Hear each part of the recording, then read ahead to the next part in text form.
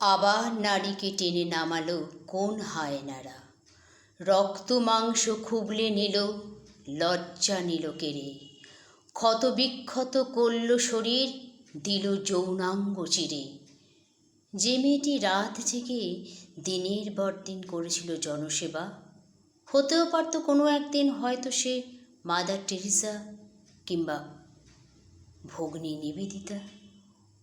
হলো না কিছুই তার, স্বপ্ন বিসর্জন। আধার রাতে জেগেছিল কোন পিশাচেরা, করল তাকে ধর্ষণ।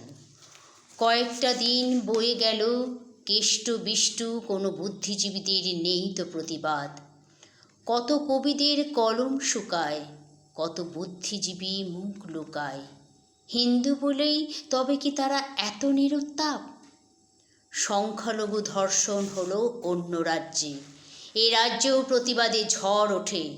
ঘরের মেয়ে সংখ্যাগুরু, তাই কি শ্রী সুবোধ কবিদের মুখ লুকোনো বাড়ে? রহিমা, আসিফা এইসব নাম হলে না হয় একটু ভেবে দেখা যেত। সংখ্যাগুরু ভারতবর্ষে বিপন্ন সংখ্যালঘু, এই স্লোগানে ডান বাম রাস্তায় নেমে যেত। এখনও আমরা হিন্দুরা রয়েছি মহাভারতে সেই দ্রৌপদীর বস্ত্রহরণ নেই, কিন্তু এই যুগে আজও কত সীতা নগ্ন হয়, উলঙ্গ ধর্ষিতা লাশ কত নারীর জন্ম নেয় কেড়ে। চলো আমরা প্রতিবাদী হই, গর্জন হোক সমাজের প্রতিটি মহলে। কোনো বুদ্ধিজীবী কলম নয়, ভাষণ নয়, প্রকৃত জনরোষ উঠুক গড়ে অভয়দের জন্য এই সমাজের বুকে।